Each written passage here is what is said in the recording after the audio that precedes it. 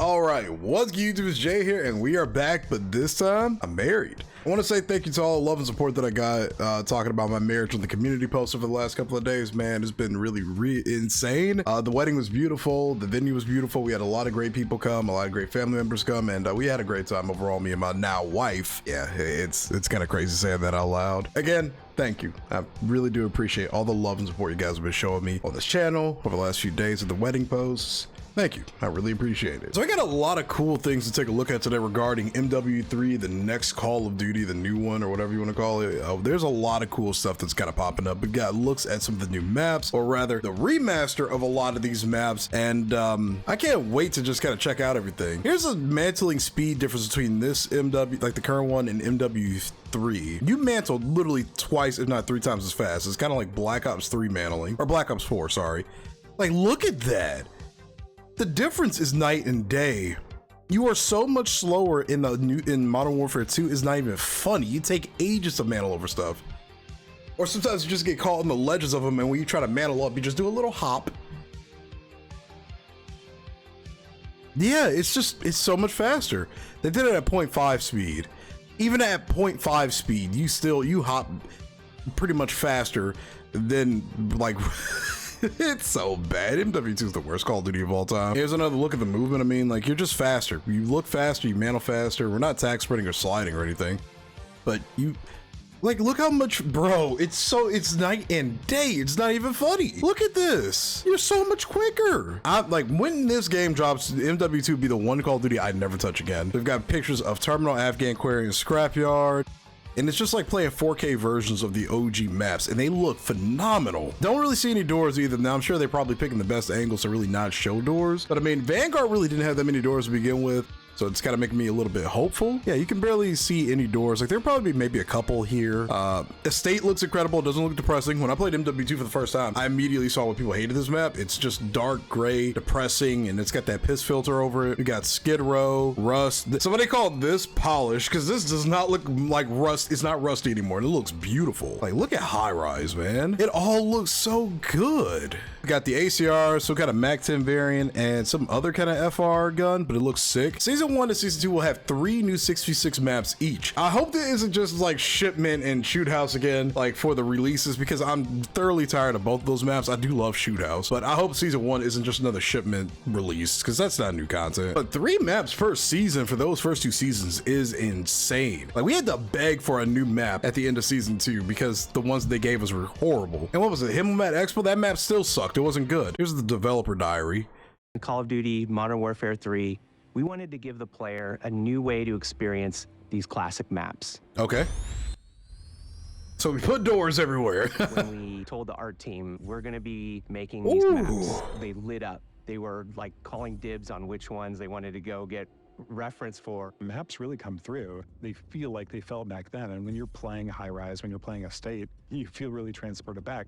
We questioned a lot of what was good about they just look so good games, what was good about the gunplay of older games, right? And the same with the newer games. So we tried to marry a lot of those things together. The way we approach it is that how are we going to make these the best versions of those maps that it looks so good, because that's what we wanted. That's what we want as fans.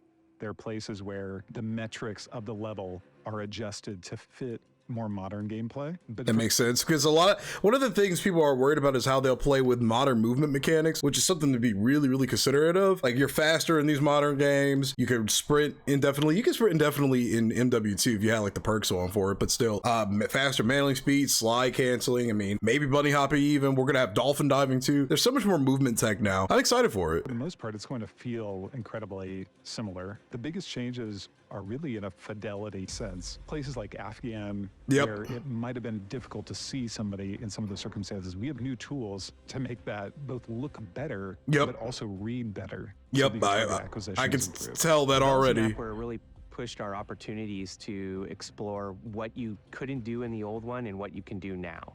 From an artistic side, the map has more detail than I think any other map. It looks gorgeous. It's fun to explore and jump on the scaffolding and there's that movement. Places that you weren't able to actually grab or reach before. Now you can get there. When it was a question of whether it should be If you can mantle literally any wall, somebody's going to find some insane glitch. Not that we didn't do that before in the past, but somebody's going to find some insane glitch that will allow you to be just at the peak of the map, which I actually don't mind out of map glitches because we used to have that in the old Call of Duties. Maybe not like out of map glitches per se, but you used to be able to get to really weird and high spots. I'm excited for that, man. Like the original, or whether it should be more modern in terms of the metrics, we went with the original.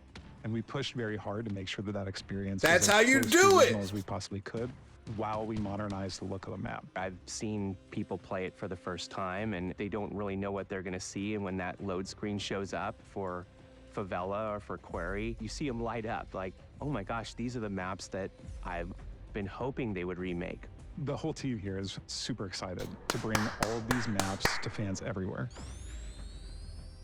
I'm excited, honestly. I don't care what anybody says anymore about the hype train, all that garbage. It looks gorgeous. It looks beautiful, and I just, oh my God, I just can't wait, man. Visually speaking, it kind of reminds me of MW19 all over again. Like, it even looks better than MW2. Now, I run MW2 on lower graphics just because of the fact that my PC can only handle it so much while streaming and recording. This still just, even with both sets of their max settings, this still visually looks better than MW2, and it's not even close. It looks way better. We got the Lara Croft bundle, not buying it. COD 2025. New leaks suggest that Call of Duty 2025 will be a direct sequel to Treyarch's COD 2024. If that's so, they're basically going to be doing like how they're doing with MW2 to MW3. Like if this is the new formula where a game is basically a direct sequel to the next game, I'm okay with that, honestly. Because if we get 2 years of Treyarch CODs that basically have full development, oh my God, dude, I'm never going to stop playing them. I don't give a damn. $70, whatever, have it. This will feature remastered versions of all Black Ops 2 maps.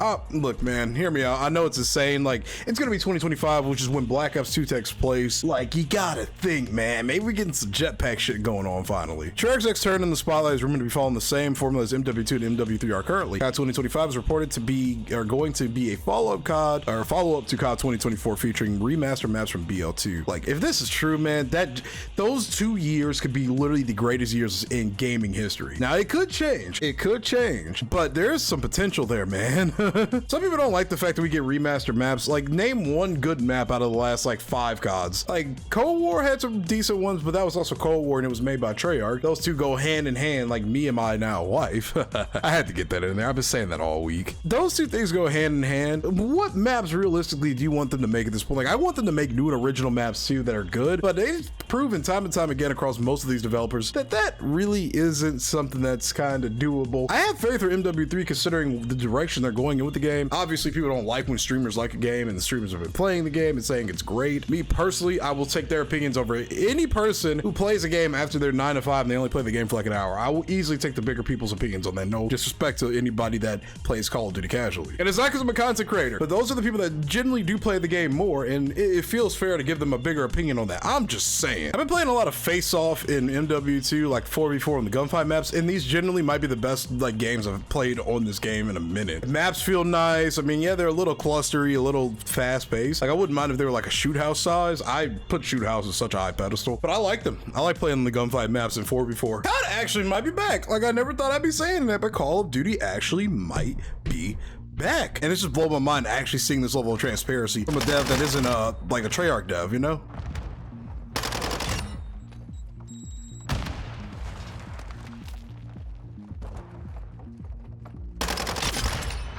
We don't get this kind of transparency often from Call of Duty devs, so it feels nice to see it. And I also hope that we ditch this whole like mantling mechanic. I don't want to be that guy that hates on Call of Duty when they try new things. Otherwise, I'd turn into one of those guys that just hates jetpack CODs because it was something different. But I generally don't like the way this mechanic feels sometimes. Like, there are moments where I go for a full mantle and I just like hop up, or I can't reach it, or I can't climb up it, or something stupid. You know what I mean? I'm all for new mechanics when they work right. I thought jetpacks worked really, really well with Call of Duty, even when you had to run on walls and stuff.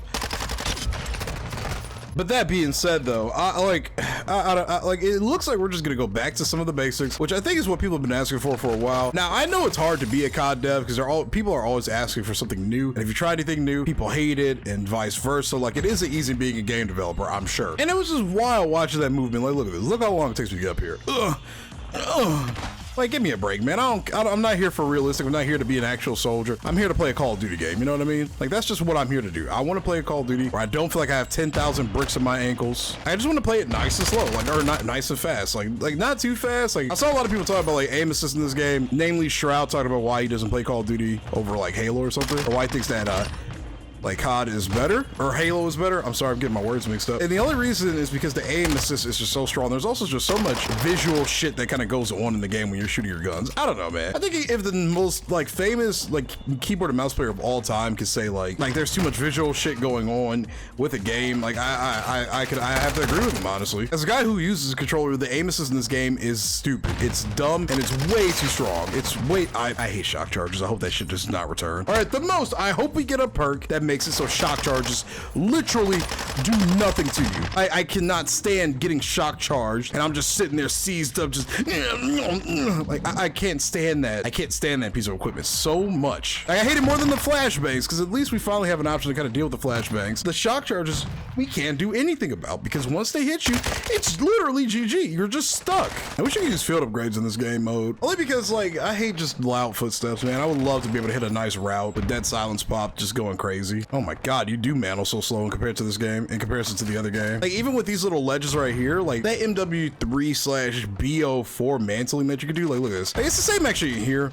You can mantle the exact same way, so it's nothing like super special, but it's just the speed at which you do it. You know, you do it so slowly in this game. I actually don't think like the little side mantling right here is terrible. Excuse me guys.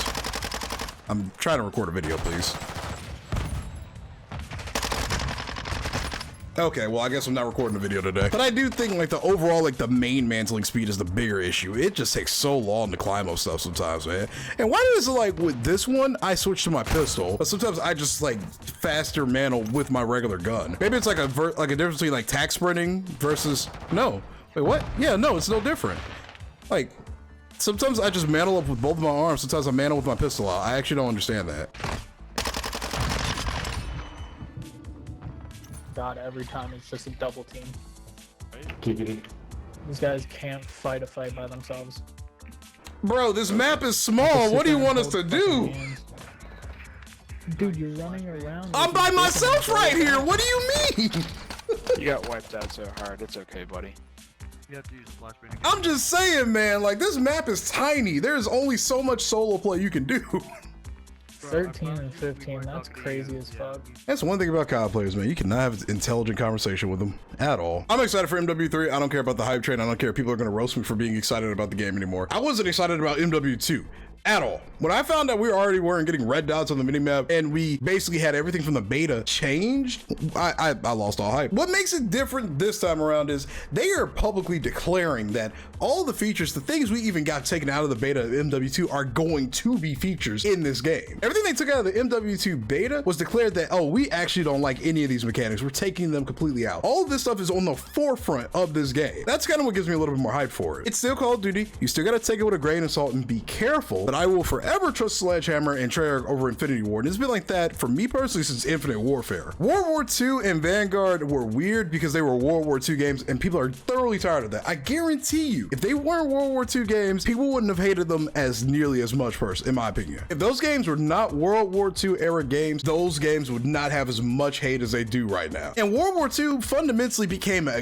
godly game after that like mid-season update, you know, they did like 6 months into the game. Now granted, that's 6 months later and I understand everybody being mad that it took 6 months to make the game right, but fundamentally Sledgehammer and Treyarch will listen to their communities for the most part. Same with Vanguard. They changed spawns around, they changed how some maps work, they improved a lot of things. There was no dead silence in the beta. They put it in because people complained about it and didn't like the fact that it was gone. The same with World War II. People didn't like how slow and bulky and weird the game was, and they cranked the speed of it like up to max and made you faster. They made the perks more fun. They added a bunch of cool fun game modes like the little toy soldiers in the sandbox mode or whatever that was called. They will actually take out of their time to listen for the most part to community feedback. Same with Treyarch, like, and Treyarch doesn't even really, they don't have to listen because they always usually do things right for the most part. Cold War gets a pass in my book because it took like 6 months to make because of issues with Sledgehammer or whatever. I actually can't believe that Sledgehammer was delayed. If Vanguard wasn't a World War II game, it wouldn't have gotten hate. It wouldn't have gotten as much hate as it did. If it also didn't have weird things like crazy headshot multipliers and guns that insta-killed you, you know, those are things that they didn't change. I will admit that. But at least with those studios, they still still are, for the most part, still open to change. IW is like, I mean, 80% of our community hates this decision,